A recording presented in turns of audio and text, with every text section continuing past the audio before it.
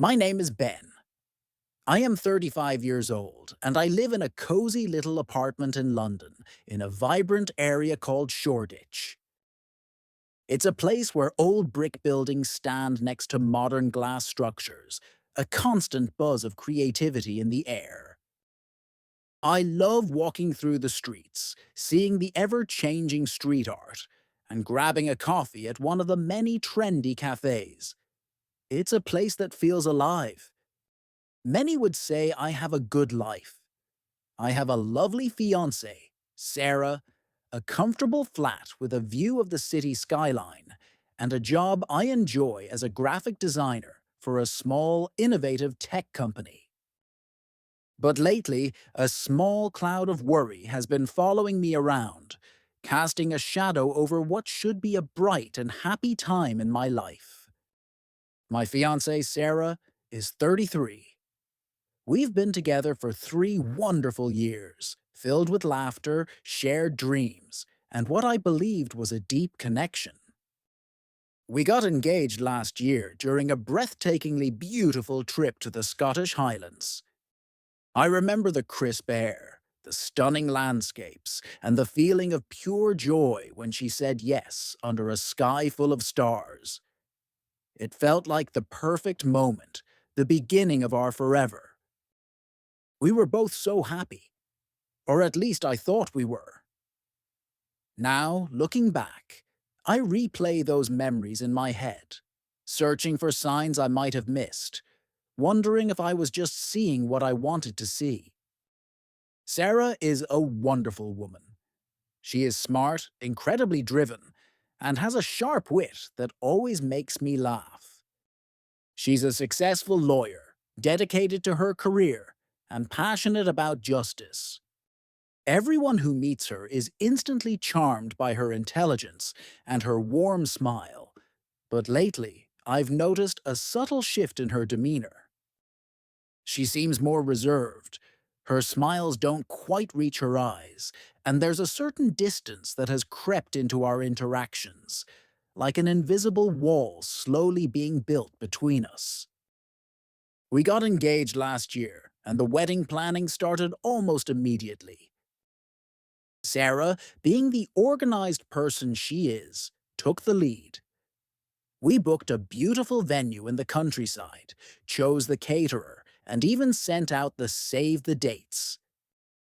It all felt so exciting, like we were building the foundation for a beautiful future together. But as the months passed, Sarah's enthusiasm seemed to wane. The wedding planning became more of a chore for her, something to tick off a list rather than a joyful anticipation. She is always incredibly busy. Her work hours are demanding, often stretching late into the evening. When she finally comes home, she's understandably tired and stressed. We used to cherish our evenings together. We'd spend hours cooking elaborate meals, experimenting with new recipes, and laughing at our kitchen mishaps. We'd curl up on the sofa and watch movies, losing ourselves in different worlds. We'd go out with our friends, enjoying the vibrant London nightlife. Now, our evenings are different. She usually brings her laptop home and works until late, or she simply goes to bed early, claiming exhaustion. I try my best to make her happy, to bring back the spark I feel has dimmed. I surprise her with her favorite artisanal coffee from the local shop in the mornings, leaving it by her bedside with a little note. I plan romantic weekend getaways to charming villages or seaside towns, hoping to rekindle the connection we once had. I even attempt to cook her elaborate dinners, despite my limited culinary skills, often resulting in more laughter than actual edible food. She always thanks me, and she offers a polite smile, but those smiles feel forced, lacking the genuine warmth they used to hold. They don't quite reach her eyes, and that's what worries me the most. One evening, we were having dinner at a very nice Italian restaurant in Soho. The atmosphere was buzzing with conversation, The candles flickered romantically on the tables, and the food was absolutely delicious. But even in this lovely setting, Sarah seemed preoccupied. She kept glancing at her phone, responding to emails, and didn't really engage in the conversation. I found myself doing most of the talking, filling the silence with anecdotes from my day, while she offered brief, distracted replies. I reached across the table and gently took her hand, which felt cold and distant in mine. "Sarah," I said softly, trying to inject some warmth into my voice. "Is everything okay? You seem a bit distant lately, more so than usual." She looked up, a slight frown creasing her forehead. "I'm fine, Ben. Honestly, just a lot on my mind with a big case I'm working on. It's been quite demanding." I nodded, trying to appear understanding, but I couldn't shake the feeling that she wasn't telling me the whole truth. This had been happening for weeks. This subtle withdrawal, this emotional unavailability. It felt like she was slowly drifting away, and I didn't know how to stop it. My best friend, Tom, has always been a perceptive guy. He's known me since we were kids, and he can usually tell when something is bothering me even before I realize it myself. We were having a pint at our favorite local pub last week, a cozy little place with worn wooden tables and a friendly atmosphere. I had been trying to act normal, but Tom saw right through me.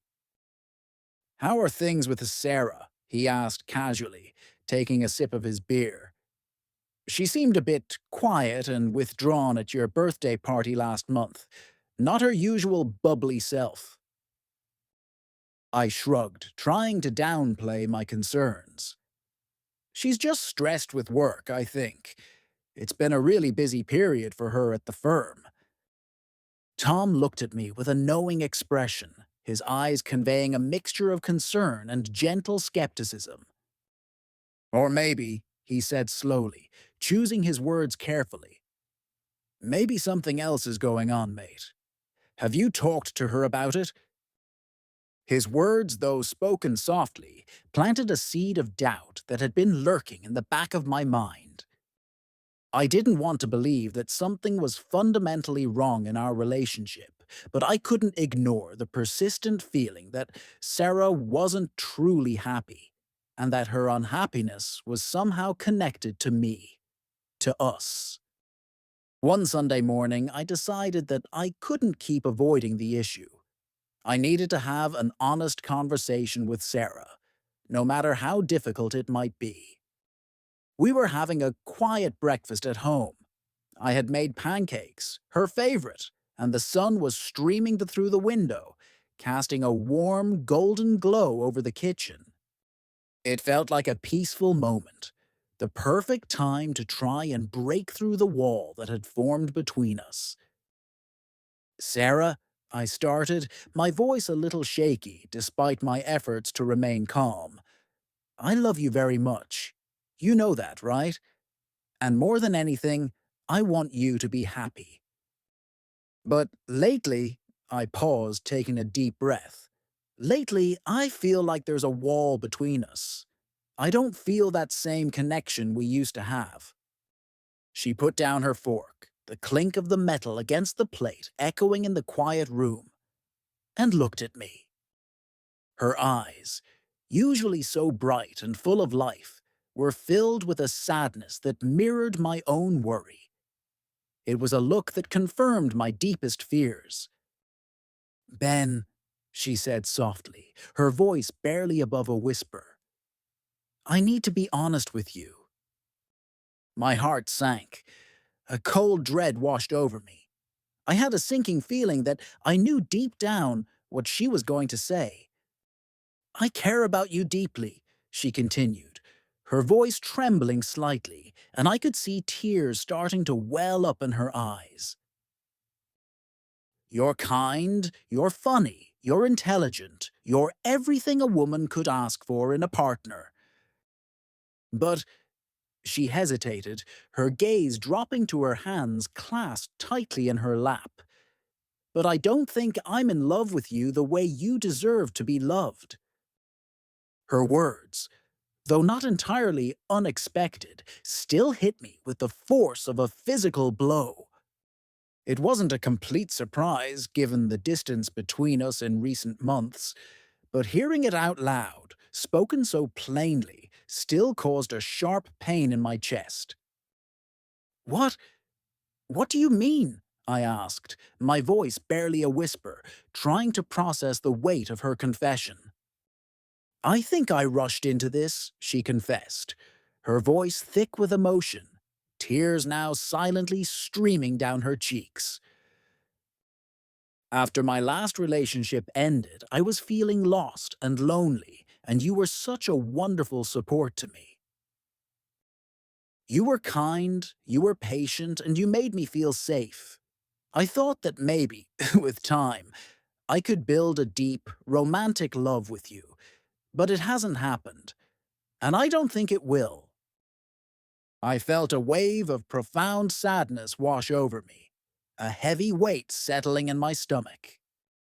All the little signs I had noticed, her increasing distance, her lack of enthusiasm for our wedding plans, her forced smiles, it all suddenly clicked into place, forming a painful picture of a relationship that wasn't built on true, mutual love. We talked for a long time that morning, the breakfast growing cold on the table between us. It was a difficult and emotionally draining conversation, filled with tears, heartfelt confessions, and a raw honesty that had been missing from our interactions for too long. Sarah explained that she had been feeling this way for several months, but was scared to say anything, afraid of hurting me, afraid of admitting that perhaps she had made a mistake. I was hurt, deeply so. The realization that the woman I loved, the woman I was planning to spend my life with, didn't feel the same way was a crushing blow.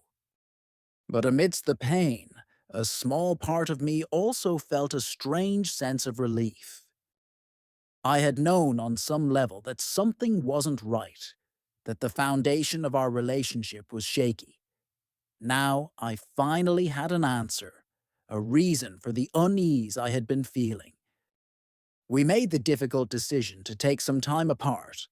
Sarah agreed to move out of our apartment and stay with her sister, Emily, for a while. It felt surreal packing her things, the silence in the flat heavy with unspoken emotions. Suddenly, the home we had built together felt empty and cold. I spent the next few weeks in a haze of confusion and sadness, trying to process everything that had happened. I talked to Tom countless times, pouring out my feelings and anxieties. He was an incredible support, listening patiently and offering words of comfort and encouragement. He reminded me that while the situation was painful, it was better to know the truth, even if it hurt deeply, than to continue living in a relationship that wasn't truly fulfilling for either of us. There were days when the loneliness was overwhelming. I would find myself staring at her side of the bed, missing her presence, wondering if I had somehow failed, if I could have done something differently. Doubts would creep in, whispering insidious questions in my ear, making me question every decision I had ever made.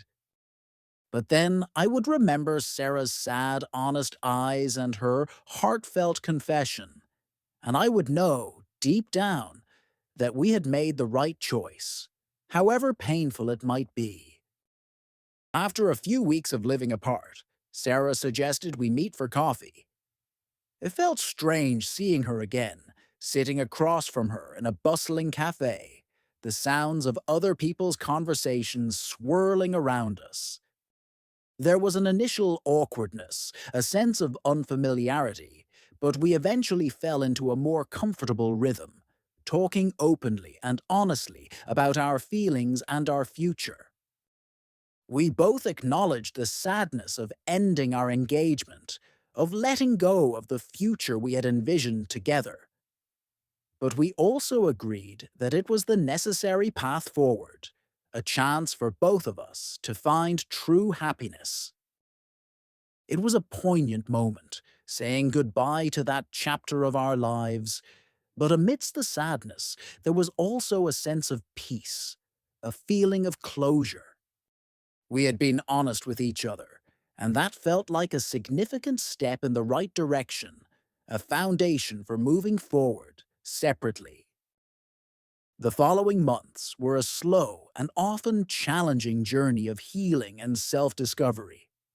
I threw myself into my work, finding solace in the creative process. I spent more time with my friends and family, rediscovering the simple joys of those connections. I even decided to finally pursue a long-held interest and started taking guitar lessons. The clumsy chords and hesitant melodies were a welcome distraction, a new focus for my energy. I still think about Sarah from time to time, and I genuinely wish her all the best in her future. I hope she finds someone who loves her fully and completely, someone with whom she can build a truly happy and fulfilling life. As for me, I'm learning to navigate this new chapter, taking things one day at a time. I'm gradually learning to be okay on my own, to find contentment in my own company, and I'm trying to remain open to whatever the future may hold, without any preconceived notions or expectations. It wasn't the fairy tale ending I had once imagined for us, but it was real, raw, and honest. And sometimes, choosing what's real, even when it's incredibly difficult and painful, is the bravest and most important thing you can do for yourself and for the other person.